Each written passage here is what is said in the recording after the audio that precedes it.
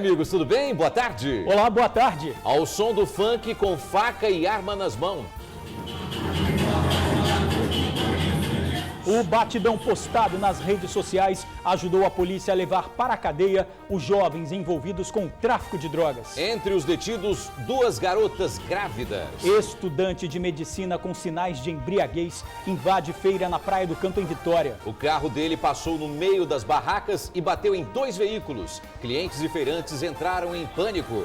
Comprou 1 litro de cachaça, jogou na cabeça do técnico em eletrônica e acendeu um isqueiro. A vítima com queimaduras no corpo se encontrou com o acusado e desabafou. Eu não vou dizer para mandar assim esse camarada pro inferno, porque já tá lá no inferno mesmo, ele vai botar fogo em quem mais? As mãos calejadas trabalham firme na colheita do café. Eu tenho que trabalhar aqui para manter dentro de casa. Você tem que sofrer aqui.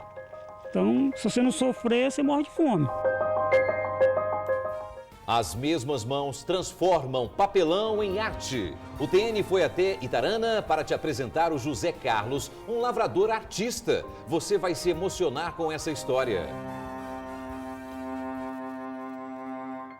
Ela não aceitou o fim do relacionamento. E mentiu para a polícia. Foi à delegacia fazer denúncias falsas contra o ex-companheiro. A mulher se passava por agente de inteligência e até delegada federal. Adolescente que matou o representante comercial na porta de restaurante. É o mesmo que participou do assalto à empresa de guinchos em Jardim Camburi. O rapaz usou a mesma roupa. Emprego, vamos divulgar vagas para auxiliar de departamento pessoal, cuidador, torneiro mecânico, motorista particular. Fique ligado nas ofertas do dia. Seu filho passou dos 15 anos e acha um mico ir ao pediatra e ficar na sala de espera no meio das criancinhas? O TN te mostra o médico que cuida dos adolescentes. São os ebiatras. Ele fala sobre a saúde dos jovens. Não é frescura, é quentura. Animais também precisam de proteção. A Cristal e o Duque estão com roupinhas bem estilosas. E além de bonitas, elas são grossas, protegem bastante do frio.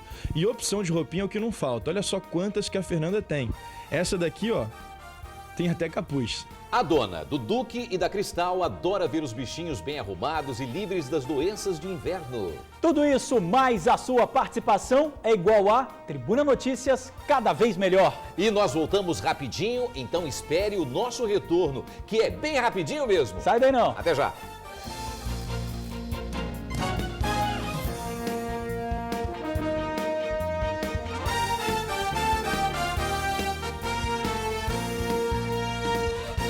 A dança da ostentação. E ainda na tentativa de intimidar moradores e rivais. O grupo aparece fazendo passinhos com facas e arma nas mãos. Todos são menores. Olha os menores aí. O objetivo do grupo era também afrontar a polícia, amigos. 2 deles acabaram detidos. Numa casa, os policiais também prenderam 2 armas, apreenderam duas mulheres grávidas suspeitas de envolvimento nesse grupo aí. E uma arma de fabricação argentina foi apreendida. Vamos ver aí. É o som do funk que os adolescentes fazem à festa. Um deles tem uma faca nas mãos, o outro tem um revólver. Em alguns momentos, a arma passa de mão em mão e os garotos fazem gestos conforme a letra da música. O vídeo foi compartilhado pelo WhatsApp e também por outras redes sociais. Foi graças às imagens que a polícia localizou esses 2 adolescentes. Ambos estavam no bairro das Laranjeiras, na região de Jacaraípe, na Serra. Um dos adolescentes estava com a mesma camisa que usava no vídeo. Segundo a polícia, os 2 fazem parte de uma quadrilha que atua na região. O vídeo teria sido feito para intimidar moradores e também para afrontar a polícia. Os amigos afirmam que o objetivo era outro. É só pra gastar mesmo. Momento assim nós aconteceu. Nós pro rock, aí nós rock. Foi e gravou à toa mesmo. Já foi embora, essa arma já tá presa, sou tranquilo. Foi com a ajuda deles que os militares chegaram até essas 2 jovens. Estavam em uma casa onde a polícia encontrou esta pistola 9mm, arma de fabricação argentina. Na casa também havia maconha e crack. Detalhe: as 2 jovens estão grávidas. De acordo com a polícia, a quadrilha já vinha sendo monitorada. Em menos de 2 meses, pelo menos 8 pessoas do mesmo grupo foram presas. A prisão mais recente aconteceu no final do mês passado. De acordo com a polícia, os 2 adolescentes já foram apreendidos outras vezes, mas ao serem levados para a delegacia mais uma vez, eles não pareciam se importar. Do local da abordagem até esse departamento de polícia, eles estão vieram rindo, como se estivesse no intervalo de um recreio de escola. Eles não estão sendo apreendidos, eles não estão algemados, eles não estão sendo levados pelos crimes. Eles estão morrendo de rir, falando que já foram apreendidos 3 vezes, 4, 5, 6, não tem problema. Como eu falo, eu repito, a gente comemora mais quando eles fazem 18 anos do que eles próprios. É triste, mas essa é a nossa lei. A mulher que estava com drogas assinou um termo circunstanciado pelo crime de posse de drogas e foi liberada. A outra detida também saiu pela porta da frente porque o delegado não encontrou nada contra ela. Os menores também assinaram um termo circunstanciado pelo crime de tráfico de drogas e serão liberados. Serão liberados novamente, de novo, outra vez. Com a lei. A lei, né? Agora, vejam só essa história. Uma dona de casa passou 4 anos atazanando, perturbando a vida do ex-namorado e agora está na cadeia. Sabe o que ela é acusada de fazer? Não. Olha só, abrir uma conta de telefone com os documentos do ex e mandar mensagens para ela mesma com as ameaças. Que é isso? Tem mais, Torino, olha lá, ó. Ela chegou a se passar por delegada federal e fez várias denúncias falsas contra o ex. Essa eu quero ver mesmo. Maria Aparecida dos Santos Carvalho, de 48 anos, foi presa e deu trabalho para a polícia. Contra ela, acusações de vários crimes que ela cometeu na tentativa de punir o ex-companheiro. Tudo isso porque ela não aceitava o fim do relacionamento. Com o fim do relacionamento, ela descontente com esse fim, ela começou a perseguir o seu ex-companheiro. E nesse passo ela começou a registrar vários boletins de ocorrência, imputando falsamente crime contra ele, dizendo que ele era traficante de drogas, que ele traficava armas, que batia na irmã e que batia na própria falsária, né?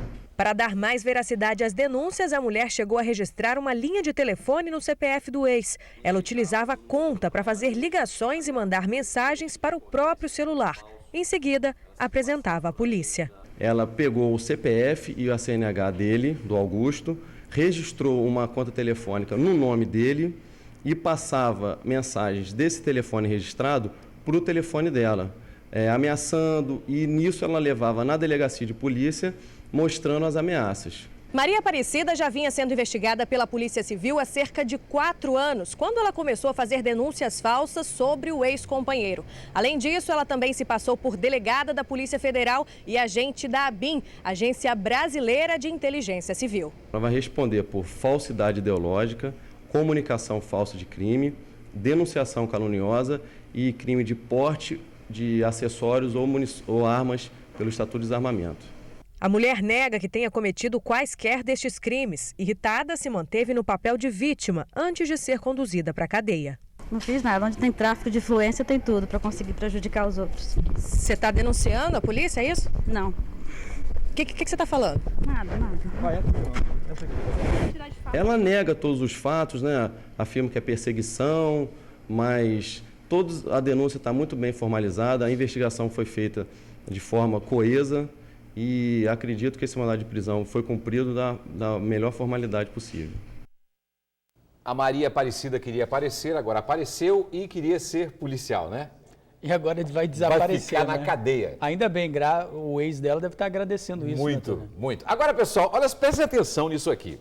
Uma cachaçada num bar quase terminou em tragédia. 2 homens bebiam quando um deles negou uma meiota, aquela dosinha pequenininha, uma dosinha de cachaça pro brode aqui, né, irmão? Pro amigo dele, né, Tony? Pro brode aqui. Não foi pra você, não. Ele ficou revoltado, foi pra casa pegar uma faca, mas a mãe dele não deixou. Olha a Tem faca. Consciência. Só que ele comprou 1 litro de cachaça, voltou, comprou 1 litro de cachaça, jogou na cabeça da vítima e colocou fogo. Olha isso.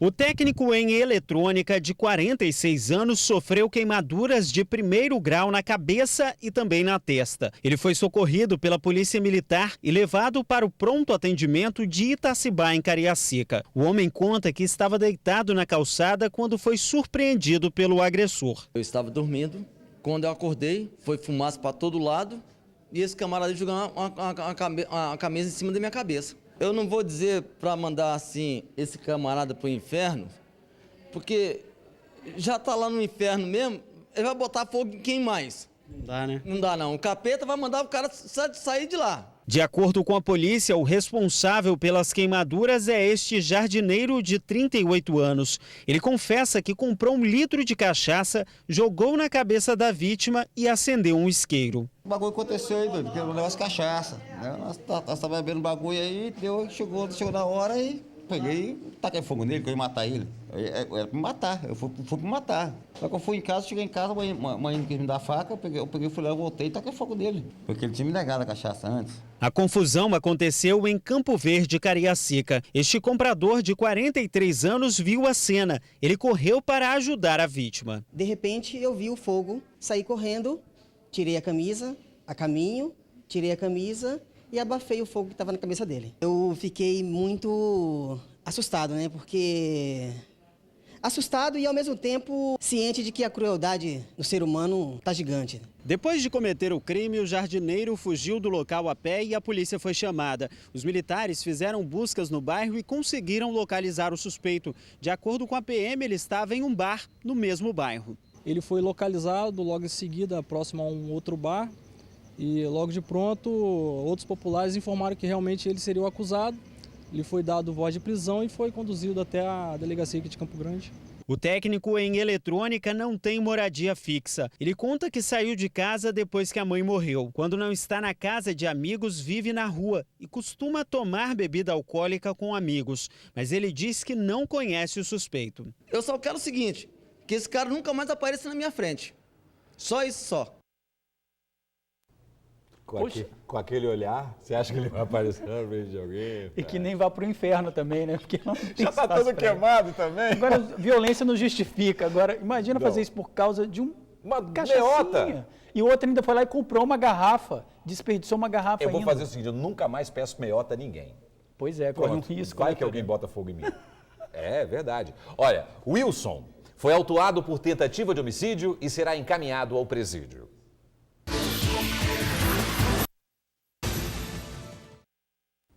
Hora de falar de emprego. Começamos com vagas para gerente administrativo, auxiliar de departamento pessoal, cuidador, torneiro mecânico e motorista particular. O cadastro é pelo site psicoespaço.com.br.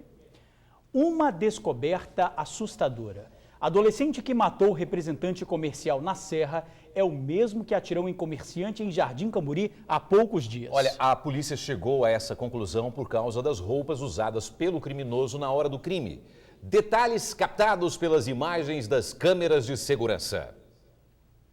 O menor de 16 anos, preso por matar um representante comercial na última segunda-feira em bairro de Fátima, é o mesmo criminoso que atirou contra a vítima de um crime no dia 20, em Jardim Camburi. Nas imagens das câmeras de segurança, ele aparece com a mesma roupa. Esta calça jeans com uma mancha branca atrás e esta camisa amarela. Mostra claramente que o menor, que foi apreendido nessa segunda-feira, utilizou exatamente a mesma roupa, a mesma calça, camisa, inclusive o sapato, durante a ação criminosa que ocorreu em Jardim Camburi. Além do que, ele também foi reconhecido diretamente pelas vítimas aqui na Patrimonial. Estas são as imagens do crime de Jardim Camburi. O menor chega com outro criminoso e entra em uma oficina de guinchos. Eles queriam roubar dinheiro e um carro, mas no final saem levando uma mala com roupas. Antes de deixarem o local, o menor atira na vítima. O disparo passou perto da cabeça e acertou a mão esquerda. Agora, estas são as imagens do crime dessa segunda-feira à noite em bairro de Fátima. O menor aborda a vítima no carro enquanto um outro criminoso dá cobertura de dentro de um veículo. O homem sai da caminhonete, tira as filhas de dentro e volta para reagir. Durante a luta corpo a corpo, o menor atira e mata o representante comercial. Nas duas ocorrências, os criminosos tinham uma caminhonete como alvo. Além disso, em depoimento, o menor falou que o comparsa conhece um comprador de veículos. A Hilux da vítima de bairro de Fátima seria vendida por R$5 mil. O depoimento dele na patrimonial, ele demonstrou bastante indiferença e frieza em relação aos dois crimes, muito embora ele não tenha reconhecido esse primeiro assalto. O delegado já tem um suspeito identificado como sendo o comparsa do menor no crime de Jardim Camburi. Porém, como no crime de bairro de Fátima o comparsa não sai do carro, eles ainda não podem afirmar que é o mesmo. A gente está aprofundando as investigações para poder confirmar se realmente essa pessoa. Ainda assim, a gente conta com a colaboração da população, de quem tiver qualquer informação em relação a esse indivíduo, em relação a esses crimes, para que ligue para o Disque Denúncia no 181, para que a gente possa fechar o mais rápido possível esses dois casos. Bom, a polícia continua à procura do comparsa do adolescente. Vão te encontrar, viu? E você que está em casa, quer ajudar? Quem tiver informações pode ligar para o Disque Denúncia, não precisa se identificar, tá? O número é 181. Difícil até de acreditar na reportagem que vamos mostrar neste momento. Mas aconteceu de verdade, em uma feira da Praia do Canto. Pois é, um estudante de medicina que não obedeceu à ordem policial de parar o veículo, fugiu dirigindo no meio das barracas. Gente, imagina só, aquele espaço apertado entre os feirantes, Torino. Que tristeza, foi um desespero total, pessoal. Ele percorreu a feira toda e antes de parar, bateu em pelo menos 3 carros. O feirante estava indignado. A sorte é que não tinha montado a barraca ainda. Se nós tivéssemos montado a barraca, tinha matado todo mundo. A bronca é por causa de uma perseguição que aconteceu, vejam só, em plena feira, na Praia do Canto, em Vitória. Imaginem a cena, um carro passando em alta velocidade no meio deste corredor cheio de barracas e de pessoas. Tudo começou quando um estudante de medicina de 24 anos resolveu fugir de uma abordagem do batalhão de trânsito. Ele estava com mais 3 pessoas no carro. Houve uma ordem de parada, ele parou, mas parou jogando o carro para cima da calçada e quando ele fez isso o pneu estourou, que ele jogou de forma repentina e depois ele quando nós tentamos fazer a abordagem, fazer a busca pessoal, mandar sair do veículo, ele não saiu do veículo. Ele acelerou, saiu em alta velocidade, entrou aqui pela rua Constante Sodré, tinha umas 40, 50 pessoas aqui terminando de fazer a montagem, terminando de colocar produto na banca, ele saiu abrindo caminho. Vejam só como é que esse carro está estacionado, em cima da calçada, numa posição completamente irregular. Está este Golf e este outro veículo aqui também. Só que eles não ficaram assim porque o dono estacionou. Ao contrário, esses veículos estavam estacionados como aqueles outros ali, ó, bonitinho, daquele jeito.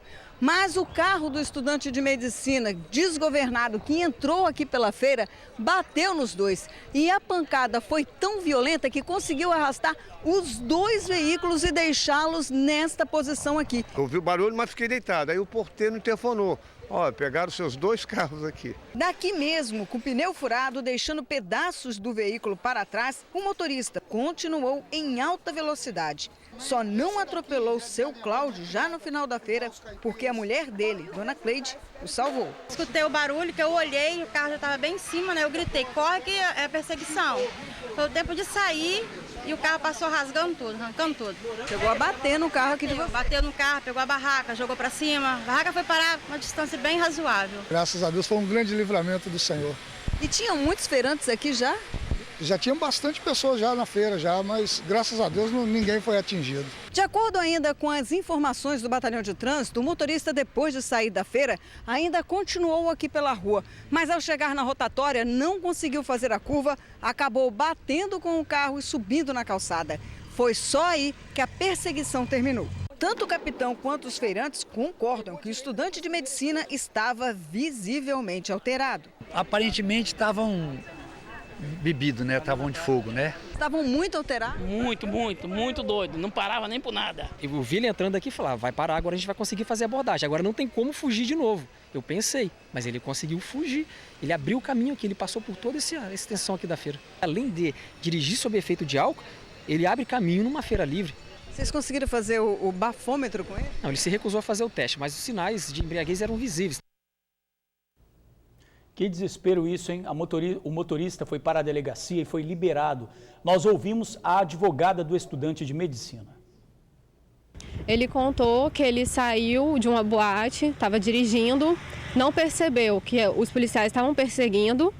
Quando ele percebeu, ele se assustou realmente e acelerou o carro. Contudo, ele parou o carro depois, encostando no meio-fio, e foi nesse momento que ele chegou a encostar em outros carros também. Não teve vítima nenhuma. Ele bateu na barraca, né, durante essa paragem dele, mas, assim, ele ficou muito chateado e por isso que ele não está conseguindo nem falar direito, pela abordagem dos policiais, que mandaram ele e mais 2 amigos para o chão, xingando ele de seu bosta, bandido, tudo mais. Revistaram ele, não acharam nada com os meninos e levaram ele algemado para a delegacia, numa total falta de respeito com ele, né, como ser humano e como cidadão que não apresentou perigo nenhum e nem resistência. A sorte é que ele não atropelou ninguém e matou. Tá errado. Que pague gostoso esse estudante de medicina pelo erro. Não, e a falta de respeito com os feirantes. Com certeza. E como que ele para também no meio-fio. Ok. Agora o TN tem o orgulho de te apresentar, prestem atenção, o nome dele é José Carlos. Um lavrador com as mãos calejadas do trabalho na roça. E são essas mesmas mãos que transformam papelão em arte. Torino, essa reportagem é emocionante. Quero ver. Nós fomos até Itaguaçu, no interior do Espírito Santo, para mostrar para você um amigo do TN, um artista que ainda está escondido no meio das lavouras de café. Ainda.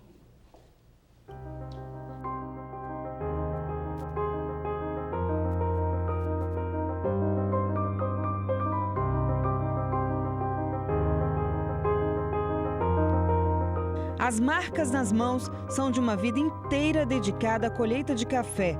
É com o trabalho na lavoura que seu José Carlos sustenta a família. Faça sol ou faça chuva, o lavrador não pode deixar o serviço de lado. Eu não posso desistir desse trabalho aqui porque, né, senão meu pai e minha mãe, entendeu, morrem de fome e eu tenho que trabalhar aqui para manter dentro de casa. Você tem que sofrer aqui. Então, se você não sofrer, você morre de fome. A história de seu José Carlos é parecida com a de milhares de pessoas que trabalham na roça e se dedicam a uma lavoura que não é delas. Mas esse lavrador aqui tem um diferencial. As mesmas mãos que cuidam do cafezal são responsáveis por grandiosas obras de arte. O ateliê improvisado fica na sala da humilde residência em Itaguaçu, interior do Espírito Santo. Um dos poucos móveis da família vira mesa de apoio para a tela. Os pais de seu José Carlos, já cansados de tanto lutar por uma vida melhor, contribuem com o que mais tem de precioso, o apoio incondicional. No rosto do artista, ainda anônimo, as marcas do profundo sacrifício que faz para cultivar o dom de fazer quadros como esse.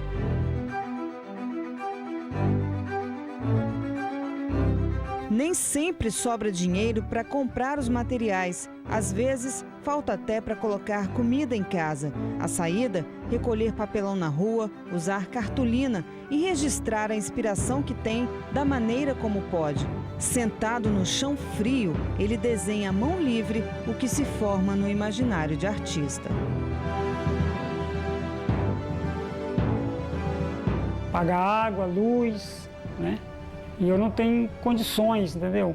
Para investir no meu trabalho também, né? E fica no valor de R$500 para fazer uma obra de arte dessa. Tem que pegar café mesmo e é a única saída. Não tem melhoramento sem ser isso aí. E diante dessas dificuldades todas, seu José Carlos nunca pôde fazer um curso de pintura. O interesse pela arte começou há 12 anos. Esses livros aqui contam um pouco das histórias dos artistas famosos e muitas dessas obras ele encontrou no meio do lixo.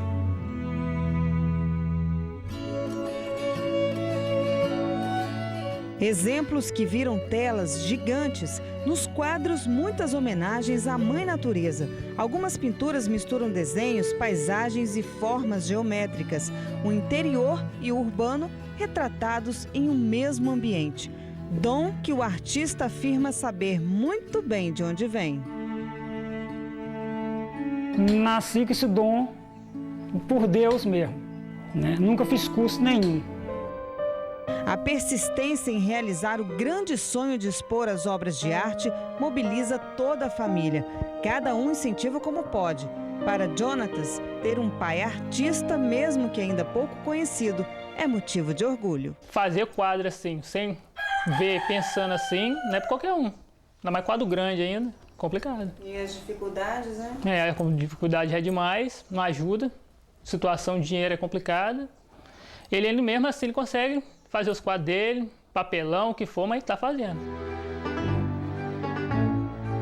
Nós mostramos o trabalho do agricultor-pintor para a artista plástica e professora da UFES, Rosana Pasti. A história de seu José Carlos também comoveu quem tanto entende do assunto. Mesmo sem ter tido orientação alguma, o lavrador desenvolveu habilidades características de grandes escolas da história da arte.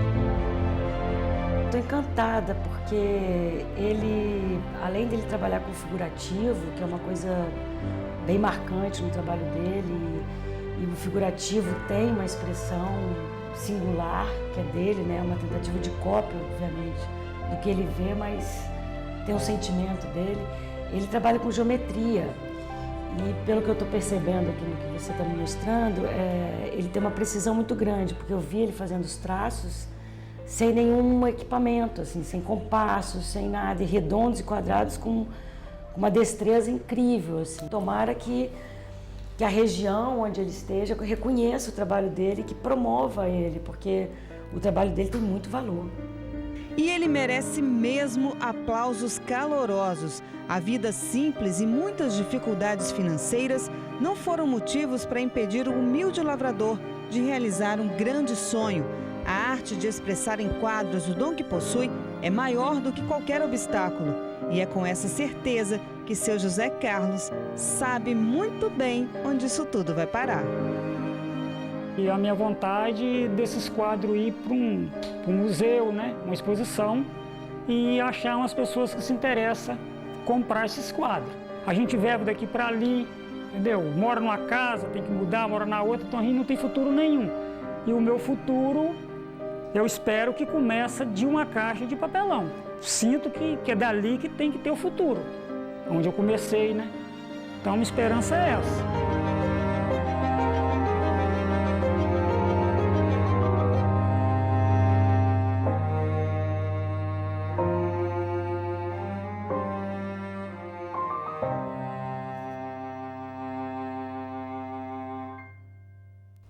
Chorei com a matéria. Vou falar a verdade, me emocionei muita porque gente em casa deve estar eu lembro das matérias que nós passamos todos os dias de pessoas que nascem com oportunidade, igual há pouco ali o rapaz que entrou na feira, que tem toda a oportunidade do mundo e não faz o que esse José Carlos faz.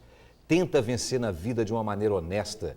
Que coisa linda! Agora, a gente reparou, né, Torino, que até o material que ele usa não é um material adequado para a arte. E ele transforma aquilo em arte. O pincel que ele usa é improvisado, provavelmente ali uma caneta com uma ponta que ele faz para passar a tinta na tela. Isso não é uma pintura normal. De repente a pessoa está em casa e também faz pinturas, tem muitas mulheres que fazem pinturas, homens também, e acha assim, mas eu também faço essa pintura. Não, o dele é numa folha de papelão. Ah, mas tem muita gente... Ele não tem equipamento nenhum, ele não tem nem conhecimento, ele procura conhecer lendo livros que ele acha na rua. Mas tem muita gente que também olha obra de arte, de artistas famosos, quadros que custam milhões, 100 milhões, 150 milhões e falam que também poderiam fazer aquilo, não é?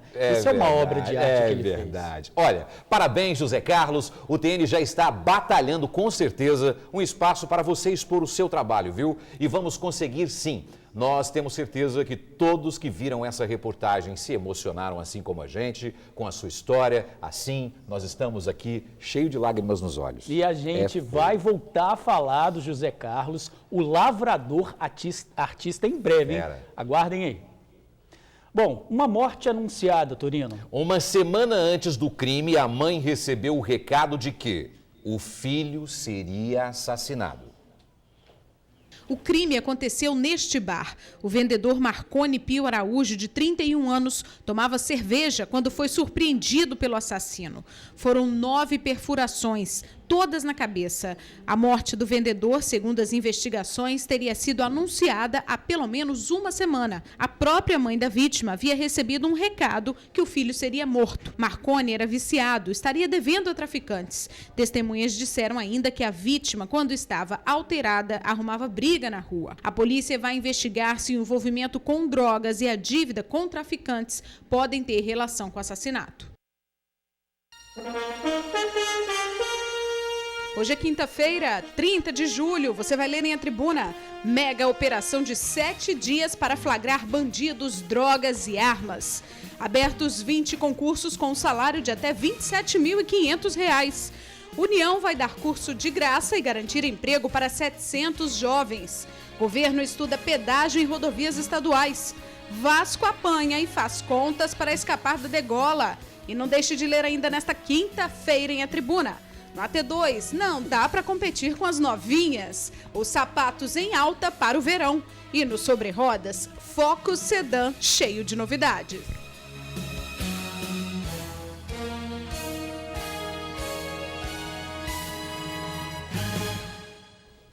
Torino, você tem cachorro? Tem, uma cadela. Coloca blusa de frio? Coloco blusa de frio, quer dizer, aí já é minha mulher. Bota colares de rosinha nela, bota coleirinha rosa e quem sai para passear com ele sou eu.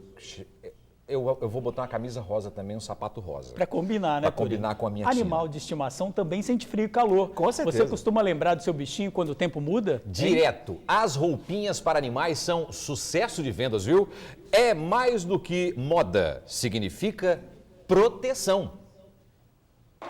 Uns com tanto e outros com tão pouco pelo. Estas diferentes raças têm diferentes necessidades quando o assunto é frio. A Julia é uma Shih Tzu.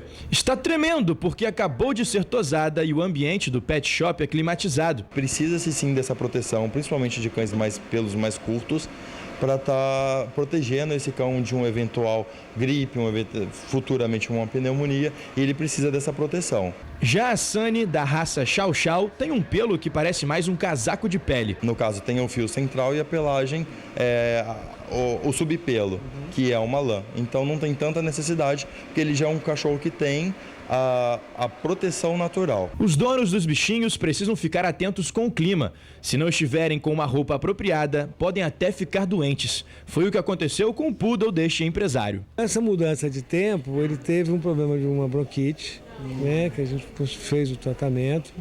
E como a gente está tendo umas temperaturas mais baixas do que o habitual, eu até comprei uma roupinha, uma camisetinha, que é igual a essa. Fernanda é dona de um casal de poodles. Eles estão sempre preparados para o frio. A Cristal e o Duque estão com roupinhas bem estilosas. E além de bonitas, elas são grossas, protegem bastante do frio. E opção de roupinha é o que não falta. Olha só quantas que a Fernanda tem. Essa daqui, ó, tem até capuz. Ele é muito friorento. Agora a Cristal já não é muito não, mas ela também sente. E é importante colocar para até manter a saúde, prevenir algum resfriado. Exatamente. E ele tem problema de otite.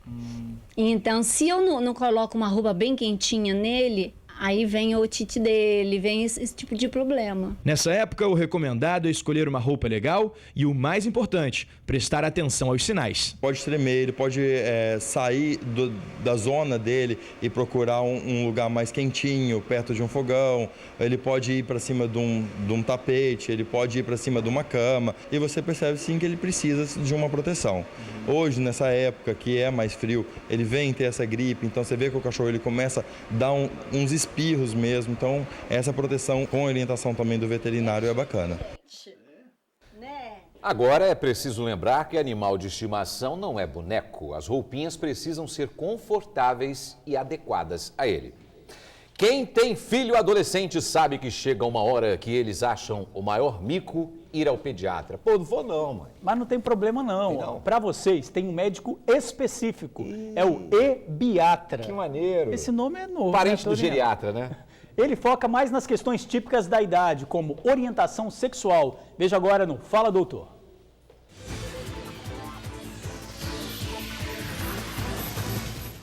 Mônica tem 3 filhos. A mais nova é a Ana, de 8 anos. O do meio é o Luiz, de 11. E o mais velho, Vitor, tem 15 anos. A galerinha aqui toda sempre foi acompanhada de perto pela pediatra. Já tem 15 anos que eles são acompanhados pela mesma pediatra.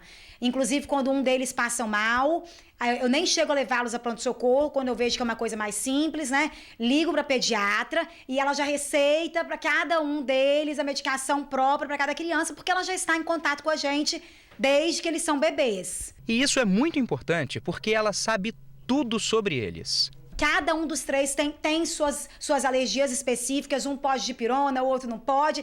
E ela, como está comigo há 15 anos, é só ligar que ela fala: Mônica, com o Vitor você faz isso, com a Ana você faz isso, com o Luiz você faz isso. Esse médico diz que o recomendado pela Associação de Pediatria é que a pessoa tenha um acompanhamento profissional até os 21 anos de idade. Especificamente dessa questão de adolescência, existe na pediatria uma subespecialidade que a gente pode chamar de ebiatria, em que o colega ele tem um olhar mais atento para a questão da orientação de sexualidade, para a questão das situações de risco, para a questão da vacinação.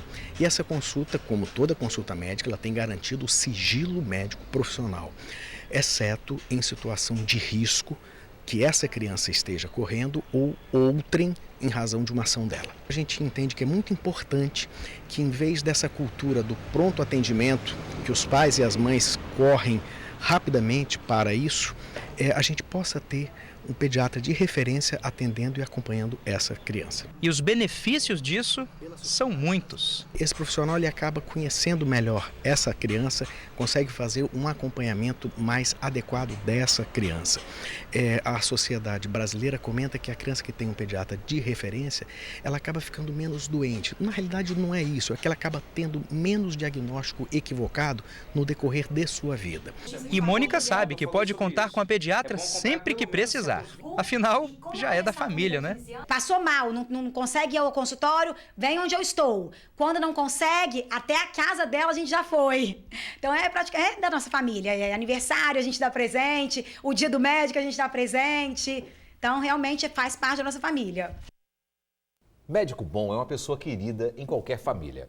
Com certeza, ter um médico de confiança é bem melhor, né? Mas sabemos que não é a realidade da maioria das pessoas que precisam mesmo enfrentar as filas dos pronto-atendimentos dos bairros. E muitas vezes não consegue. Sobre o ebiatra, o atendimento pode começar a ser feito a partir dos 10 anos de idade. E a gente volta rapidinho com vagas de emprego em faculdade. Vamos divulgar oportunidades para professores. Técnico administrativo, bibliotecário, administrador e muito mais. Não saia daí, voltamos rapidinho, agora 12h37. Emprego, a Faculdade de Ensino Superior de Linhares seleciona 110 profissionais. Há vagas para professores, técnico administrativo, analista de TI, bibliotecário, administrador, entre outros profissionais. Mais informações no site www.funcab.br. E agora é hora de quê? Débora Moraes, ela já chegou. Uau! Olá, galera de casa, a Ronda já tá quase começando, hein? Tudo bem com você? Tudo jóia, tudo verdinho, florido. Tá sorridente, por que tão feliz assim? A gente tem que estar feliz, né? Apesar de todos os pesares da vida, desses BOs que a gente fala, mas a gente tem que manter sempre o alto astral. Uau, que bacana! E tem um BO exclusivo do Ronda hoje, não é? Exclusivaço, gente. Olha, uma mulher de 50 anos resolveu dar um basta à violência doméstica que ela vinha sofrendo.